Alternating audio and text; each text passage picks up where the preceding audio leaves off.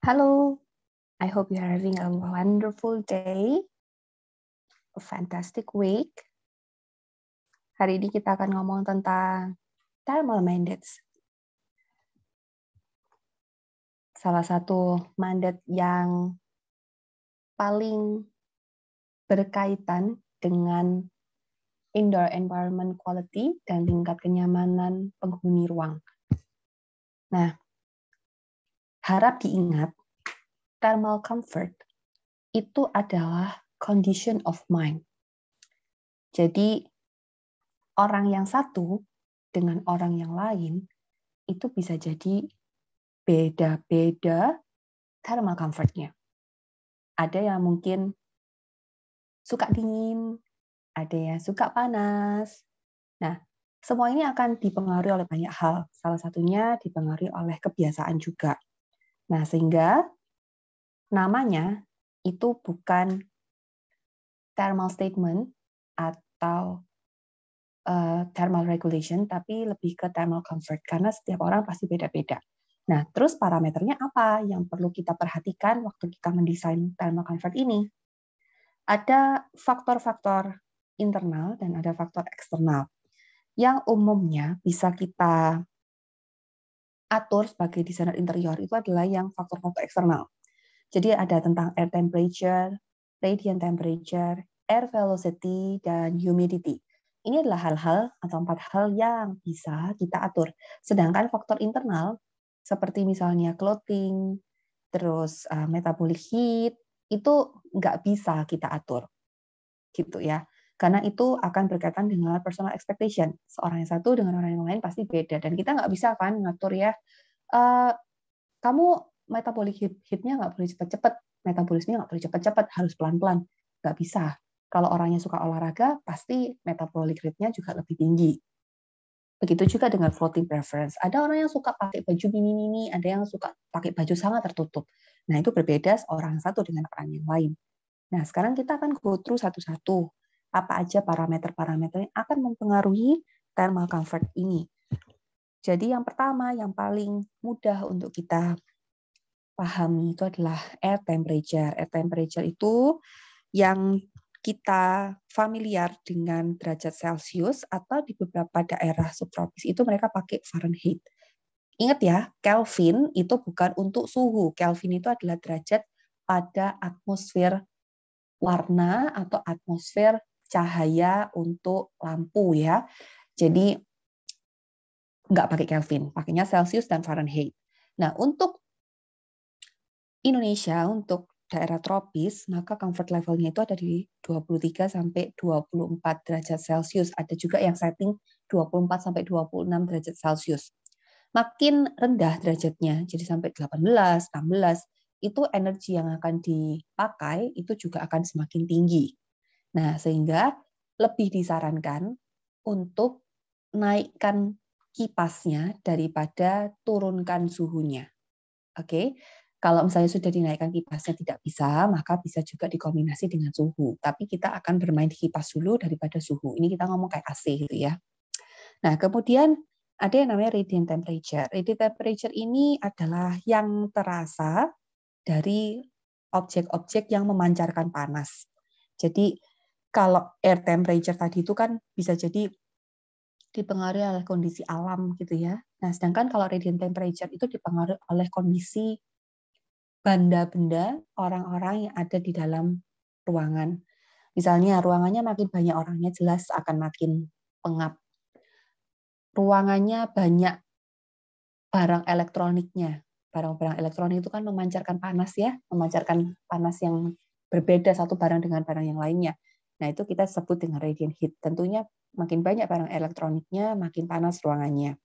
Nah, kemudian radiant temperature itu dan air temperature itu nggak bisa diukur pakai badan gitu ya, karena badan manusia itu sangat subjektif. Kalau misalnya kita habis pegang es gitu ya, tangan kita habis dimasukin ke es, terus kita tiba-tiba pegang sesuatu yang panas gitu, maka tangan kita tuh bisa jadi lebih tahan karena ada kita menerima suhu dingin dulu sebelumnya. Nah, kaitannya apa sih dengan cuaca gitu ya. Nah, badan kita atau secara psikologis kita juga ini di ruangan-ruangan atau di kondisi-kondisi yang mendung, itu kita merasa lebih dingin gitu. Padahal suhunya bisa jadi sama. Nah, sehingga ini juga mempengaruhi atau kita juga bisa kategorikan ini sebagai radiant temperature. Nah, kemudian ada yang kita sebut dengan air velocity. Air velocity itu adalah kecepatan angin. Makin cepat anginnya, jelas makin dingin karena udaranya digerakkan, moisture-nya digerakkan. Nah, 2 meter per second itu adalah kecepatan angin yang nyaman untuk kita bisa beraktivitas di luar atau mengadakan area di luar ruangan. Jadi contohnya kita mau bikin area duduk-duduk kayak kafe di luar ruangan gitu ya. Kalau kecepatan anginnya itu 2 meter per second, maka kalau kita duduk di luar ruangan, itu tidak akan merasa kepanasan, tapi angin sepoi-sepoi. Nah, kalau di bawah itu, maka kita akan stuffy atau udaranya tidak bergerak, pengap gitu ya, nggak nyaman, ongkep bahasanya, mungkin ada yang bilang kayak gitu. Nah, tapi kalau di atas 2 meter per second, anginnya terlalu kencang. Rambutnya bisa berantakan semua, terus makan nggak nyaman, jadi beraktivitas itu terganggu karena anginnya terlalu kencang. Nah, itu adalah air velocity. Nah, dalam ruangan atau di dalam indoor gitu, air velocity ini penting nggak sih? Penting. Kalau misalnya kita ada dalam satu ruangan tertutup, AC mati, jendela tutup semua, tidak ada kipas angin. Lama-kelamaan kita akan bisa merasakan ruangannya ini ongkep gitu ya. Jadi anginnya nggak gerak, udaranya nggak gerak. Nah, itu yang kita sebut dengan stuffy air atau kondisi di mana udara tidak bergerak. Nah, ini kalau dalam jangka waktu yang lama, kita bisa mengalami sesak nafas atau pingsan karena tidak ada pergantian udara yang cukup. Nah, untuk menghindari itu, makanya kita pakai kipas angin untuk menggerakkan udaranya. Atau kita pakai AC untuk menggerakkan udaranya. Dalam konteks ruang tertutup, AC dan kipas angin itu tidak memberikan suplai udara baru yang cukup. Dia fungsinya hanya menggerakkan udara, menggerakkan partikel udara di dalam ruangan supaya nggak stuffy, supaya kita lebih merasa nyaman. Oke, nah sehingga kalau sekarang dalam masa pandemi atau dulu belum pandemi deh, misalnya zaman dulu sebelum pandemi atau saya kelas 2 SD itu misalnya ya, satu anak sakit flu, nggak lama lagi seluruh anak di kelas itu akan sakit flu karena ruangannya tertutup dan cuma pakai kipas angin. Nah, sehingga yang kita butuhkan untuk menjamin bangunan yang lebih sehat adalah ventilasi ruangan yang baik. Jadi ruangan anginnya atau udaranya tidak hanya digerakkan, tapi juga ditukar dengan udara yang baru. Nah, AC, khususnya split, itu hanya mensuplai 30% udara baru, maksimal 30% saja. Nah, itu tidak cukup untuk ventilasi udara yang baik dan tidak cukup optimal untuk menghindarkan kita dari paparan virus dan bakteri. Kemudian yang terakhir ada relative humidity. Relative humidity ini adalah tingkat kelembapan. Nah, kita tinggal di tropis, tingkat kelembapan kita tuh tinggi. Biasanya sekitar 40-70%. 40-70% itu adalah tingkat kenyamanan, RH yang nyaman atau relative humidity yang nyaman. Nah, sedangkan di daerah tropis itu umumnya ya, di daerah tropis itu kayak sekitar 80, 88, kadang-kadang dalam kondisi-kondisi tertentu itu bisa sampai 90. Nah, jadi lembab sekali memang. Nah, tingkat kelembapan ini penting karena kalau tingkat kelembapannya ini tinggi, maka kalau kita berkeringat, itu akan makin sedikit keringatnya gitu. Tapi kalau dalam kondisi yang di hot temperature ya, jadi misalnya kayak di daerah gurun gitu. Jadi kalau misalnya daerah panas kayak Arab Saudi gitu ya, maka RH itu sangat penting untuk bisa menghindarkan orang dari dehidrasi. Nah, sedangkan kalau di daerah-daerah lembab seperti kita, kelembapan yang tinggi itu tidak kita harapkan. Karena kelembapan yang tinggi bikin potensi staph VR itu makin tinggi dan kita jadi lebih berkeringat. Jadi dalam suhu yang sama bisa jadi kita merasa lebih panas. Nah, salah satu fungsi AC itu adalah untuk mengurangi humidity. Nah, sehingga kalau ada mama-mama yang bilang, kalau di ruangan ber-AC jangan lupa minum. Atau kalau ada di antara kalian yang suka pakai pelembab, apa ya pelembab itu? Lotion ya, body lotion di ruangan-ruangan ber-AC supaya besok paginya nggak kering. Nah, itu relevan. Karena ruangan ber-AC itu memang tujuannya adalah untuk mengurangi humidity kalau dalam konteks tropis gitu ya. Sehingga kita bisa merasa lebih dingin. Nah, kalau lebih dingin karena RH-nya lebih rendah, itu nanti efeknya ke kulit kita yang lebih kering. Nah, kemudian faktor intrinsik atau faktor internal, itu contohnya adalah metabolic rate. Metabolic rate setiap orang pastinya beda-beda, nggak bisa ditentukan atau distandarkan gitu ya. Sehingga ini hanya good to know aja. Kalau misalnya orang-orang dengan aktivitas-aktivitas tertentu, itu tentunya akan membakar energi yang lebih sedikit daripada aktivitas-aktivitas yang lain. Jadi contohnya di sini, untuk office activities yang seperti ini, maka BTU-nya atau energi yang terbakar adalah sekian aja. Dibandingkan dengan yang heavy duty, misalnya ini nih, machine work, house cleaning, itu lebih tinggi, jauh sekali.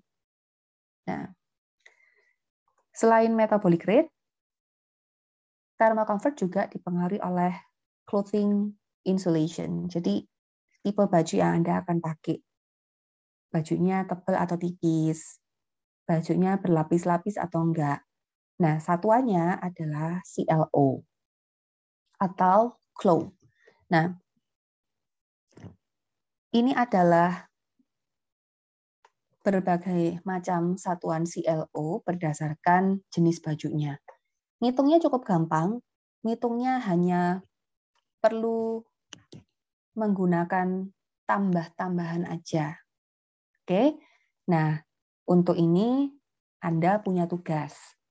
Tugas Anda adalah untuk mendokumentasikan baju yang Anda pakai dan Anda akan mengkomparasikan baju yang Anda pakai hari-hari ini saat kelas online dengan hari-hari kalau seandainya Anda tidak kelas online.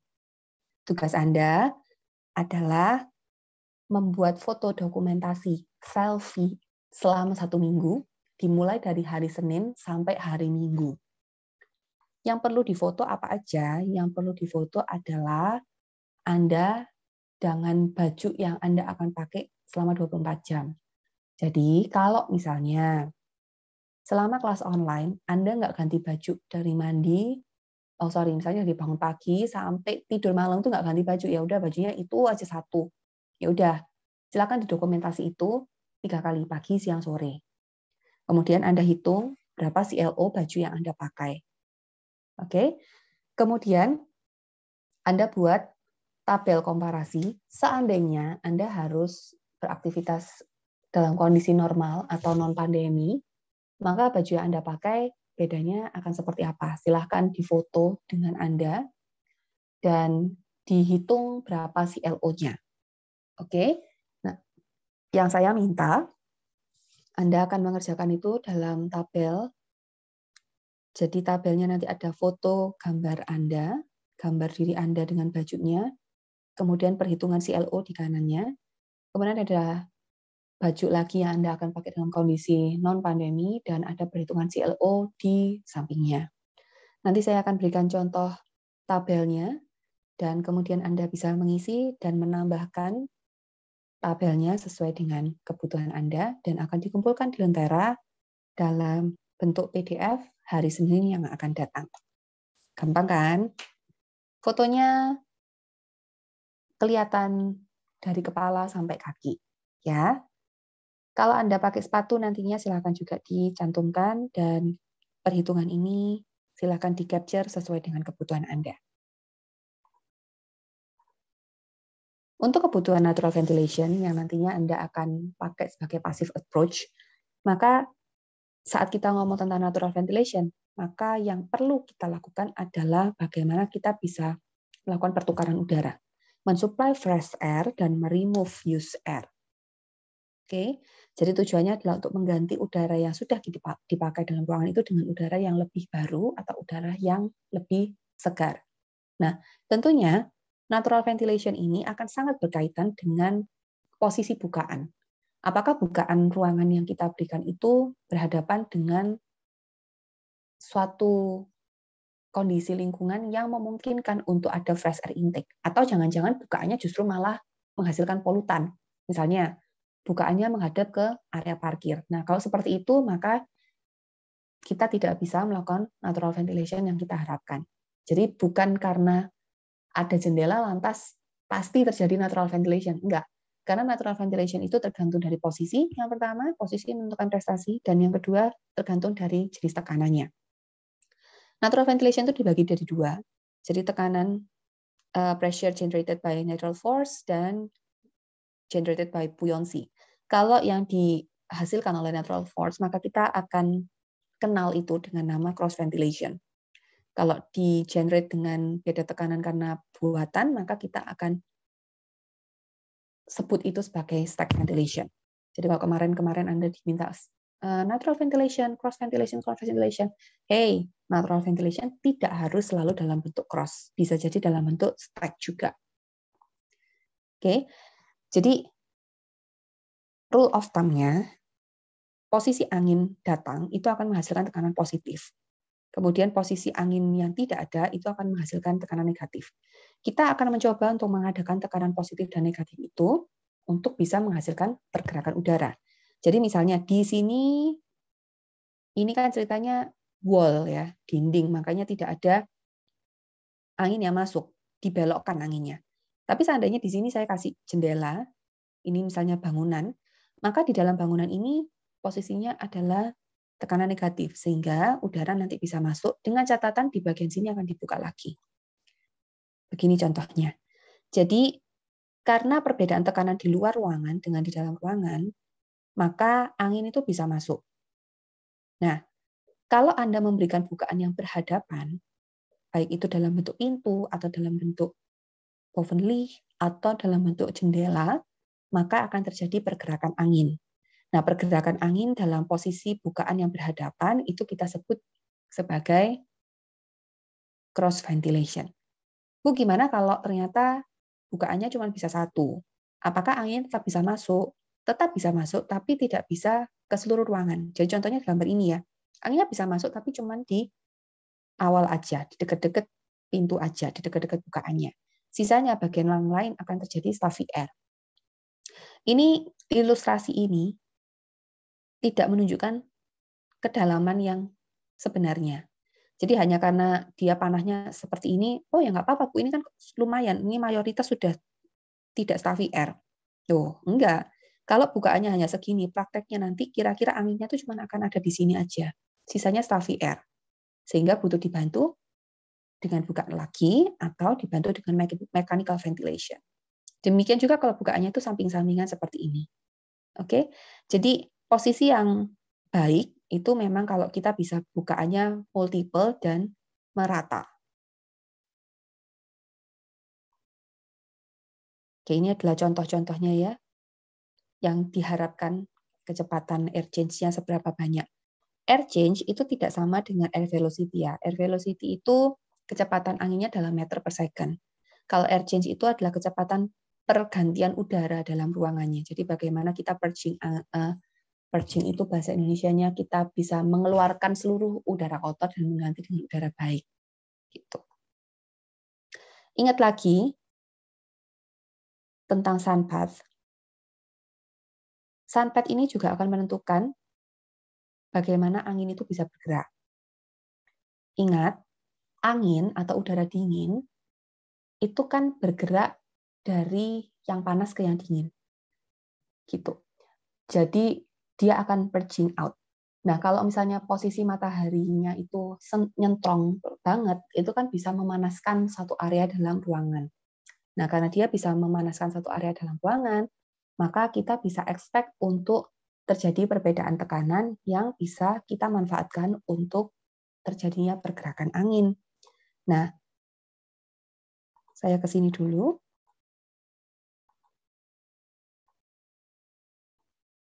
Oke. Nah, kalau kita memanfaatkan perbedaan tekanan itu, maka kita bisa melakukan stack ventilation. Jadi stack ventilation itu intinya kita akan mencoba untuk memanaskan satu area supaya udaranya bisa bergerak. Contoh gambarnya seperti ini misalnya. Jadi kalau stack ventilation, dia harus ada perbedaan ketinggian. Oke. Nah, beberapa daerah, misalnya kayak di tropis, itu mungkin agak sulit untuk mengadakan stack ventilation karena perbedaan udara kita itu tidak signifikan. Tapi stack ventilation ini akan sangat signifikan atau akan sangat berguna di daerah-daerah subtropis. Tapi bukan berarti kita tidak bisa memanfaatkan teknik stack ventilation ini. Contoh ya, contoh misalnya di kamar mandi. Kamar mandi itu kan kadang-kadang kita ada bukaan yang di bawah, jadi nyatu dengan pintu, angin-angin yang di bawah, dan ada bovenly yang di atas. Itu juga menggunakan teknik stack ventilation. Karena ada aktivitas mandi yang kadang-kadang menimbulkan panas tertentu, terutama kalau kita mandi pakai air hangat. Oke, saya kembali lagi ke yang sebelumnya. Oke, bagian Indonesia itu kan umumnya kalau dari gambar ini kita tahu bahwa disinari matahari secara full full dari Januari sampai Desember dengan panas atau typical color yang merata. Nah, sayangnya kita akan tahu juga bahwa kita ini diapit oleh Samudra Hindia dan Samudra Pasifik yang besarnya berbeda. Sehingga kalau kita di bulan-bulan tertentu dari Samudra Pasifik ya yang di bawah itu, sorry saya lupa. Jadi di daerah samudra yang berdekatan dengan Australia, itu kan perairannya lebih besar. Pada bulan-bulan tertentu, dia akan membawa angin yang memiliki kelembapan yang lebih tinggi sehingga menyebabkan terjadinya musim hujan atau angin yang lebih dingin. Nah, perubahan angin ini kita sebut sebagai bukan musim pancaroba ya, tapi kita sebutnya sebagai preliminary wind. Preliminary wind itu adalah angin-angin monsun atau angin-angin yang signifikan. Kalau angin yang melambai-lambai di pohon kelapa itu nggak termasuk angin monsun ya. Angin monsun itu angin yang membawa yang signifikan sehingga bisa membawa perubahan cuaca. Nah, sayangnya dengan segala pengetahuan kita ini, kita kan juga harus aware bahwa setiap bangunan itu tidak selalu dilengkapi dengan kemungkinan untuk bisa selalu menghadap timur dan barat. Tidak selalu bisa ada cross ventilation-nya. Tidak selalu bisa ada stack ventilation-nya. Sehingga hal ini kita butuh memahami orientasi bangunan dengan lebih baik. Matahari terbit dari timur ke barat. Artinya, cahaya matahari kuat dari arah timur dan arah barat pada jam-jam kritikal. Kalau Anda lihat pada gambar ini, maka jam-jam kritikalnya adalah jam 6 sampai jam 9 pagi untuk matahari dalam kondisi prima dan dalam kondisi yang tidak terlalu tinggi, karena dia kan baru rise gitu ya. Dan jam 3 sampai jam 5 atau jam 6 sore, itu adalah kondisi kritikal karena dia mau turun lagi. Nah, selanjutnya dari jam 5 sampai jam 3, itu rata-rata matahari dalam kondisi yang cukup tinggi, relatif cukup tinggi. Sehingga kita tidak akan mendapatkan sinar-sinar yang terlalu ekstrim. Tidak terlalu glare gitu ya. Tapi jam-jam kritikal kayak jam 6, jam 9, jam 3, jam 6 sore lagi, itu adalah jam-jam kritikal yang mataharinya potensial untuk menimbulkan glare dan menimbulkan panas yang secara psikologis itu signifikan sekali. Jadi rumah yang menghadap timur akan tampak tersinari matahari secara langsung pada jam 6 sampai 9. Demikian dengan rumah yang menghadap barat akan tersinari matahari secara langsung jam 3 sampai jam 6. Panasnya apakah sama? Yang menghadap timur dan menghadap barat, panasnya secara kalor, perhitungan kalor sih sama, tapi secara psikologis nggak sama. Kadang-kadang ada yang merasa jam 3 sore onwards itu lebih panas karena lebih silau. Padahal secara kalor sama. Nah, kemudian posisi-posisi samudra tadi yang saya sebutkan mempengaruhi angin monsun, itu kan posisinya di utara dan selatan. Nah, sehingga posisi angin yang sepoi-sepoi itu, atau yang bisa kita ambil, itu adalah kalau kita memberikan bukaan pada bukaan-bukaan di posisi utara dan selatan. Loh Bu, kalau saya ngasih posisi bukaan di utara dan selatan, artinya saya nggak dapat matahari dong. Bukan nggak dapat matahari ya, bukan nggak dapat natural daylight. Dapat natural daylight, tapi dalam bentuk diffuse skylight. Tapi tidak mendapat yang direct sunlight. Dalam kondisi normal, ini diharapkan enak, karena dapat angin, sehingga kondisi ruangannya bisa lebih dingin, tapi tidak dapat direct sunlight, sehingga kalau dapat direct sunlight itu kan artinya dapat panas dan dapat terangnya. Kalau dapat diffuse skylight, artinya Anda dapat terangnya, tapi tidak terlalu dapat panasnya. Nangkep ya? Sehingga kalau habis ini beli rumah, itu hadap utara dan selatan itu sebenarnya yang lebih enak. Nah, cuman dalam kondisi-kondisi tertentu, misalnya mau jemuran, emang orangnya suka jemuran gitu ya, terus pagi-pagi mau jemurin bayi. Nah, kadang-kadang kita emang suka dengan posisi rumah yang menghadap timur, karena kita bisa jemuran di matahari pagi, yang secara gelombang lebih baik daripada matahari sore. Gitu. Jadi, sampai sini paham ya? Untuk bukaan dan posisi yang less heat, tapi more natural daylight itu north and south, utara dan selatan itu lebih preferable. Begitu juga dengan posisi angin, dia lebih menguntungkan. Nah, terus kalau kita nggak menghadap utara dan selatan, apa yang bisa kita lakukan? Atau misalnya kita menghadap tenggara gitu ya, apa yang bisa kita lakukan? Kita bisa pakai steering wheel. Jadi kalau kita pakai steering wheel itu kita pakai dinding-dinding atau benda masif yang kalau terhantam angin, anginnya tuh bisa dibelokkan seperti di gambar ini. Oke. Jadi ini kalau Anda lihat ada yang mencungul-mencungul, lidah-lidah sedikit-sedikit, ini adalah bentuk steering wheel. Steering wheel itu tidak hanya berfungsi untuk memasukkan angin, tapi juga bisa berfungsi untuk membuat angin tidak masuk. Selain itu kita juga bisa menggunakan evaporative cooling. Evaporative cooling itu intinya adalah kita membuka atau kita membuat suatu area yang ada potensi uap air tinggi untuk dapat dilalui angin ke dalam ruangan. Contoh, misalnya kalau kita pakai ada fountain seperti ini ya, atau kita pakai fountainnya misalnya nggak nyala, tapi ada kolam sedikit di depan rumah, terus ini ada kacanya gitu ya. Kena matahari, nanti dia akan menguap. Oke, saat airnya menguap, atau misalnya kayak gini ada air mancurnya, ini kan ada airnya ya, ada uap-uap airnya, atau ada butiran airnya intinya, dan dia tertiup angin, maka angin yang masuk ke dalam ruangan ini akan berpotensi lebih dingin karena ada efek evaporative cooling. Nah, evaporative cooling ini selain pakai air-airan juga bisa pakai apa? Bisa pakai taman. Jadi taman yang ada pohonnya itu kan juga tingkat humidity-nya lebih tinggi gitu ya. Sehingga humidity dalam konteks yang lebih dingin. Sehingga kalau dia terkena angin dalam ruangan dia akan terasa lebih dingin. Ini adalah efek evaporative cooling. Nah, selain itu, kalau yang tadi saya jelaskan tentang stack ventilation, kalau stack ventilation kita bisa pakai apa? Kita bisa pakai solar chimneys. Kalau solar chimneys itu intinya kita akan membuat supaya bagian sini panas.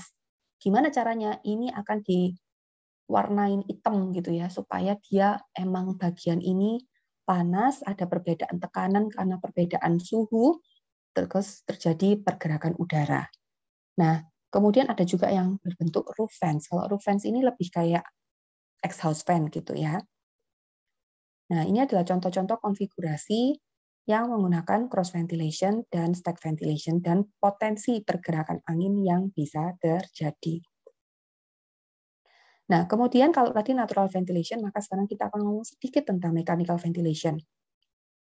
Mechanical ventilation itu intinya adalah usaha kita juga untuk mensuplai dan meremove fresh air dan used air ke dalam ruangan dengan bantuan mekanis. Kalau Anda baca ada di buku-buku ya HCMV itu stands for Heat Cooling Mechanical Ventilation. Tapi kalau itu kan dipakai untuk daerah subtropis dan daerah dingin karena ada heaternya. Kalau di daerah tropis kita sebutnya ACMV atau ACMV, stands for Air Conditioning and Mechanical Ventilation. Jadi ada aircon dan ada mechanical ventilation in a sense kayak exhaust fan, kayak fan, kayak gitu ya.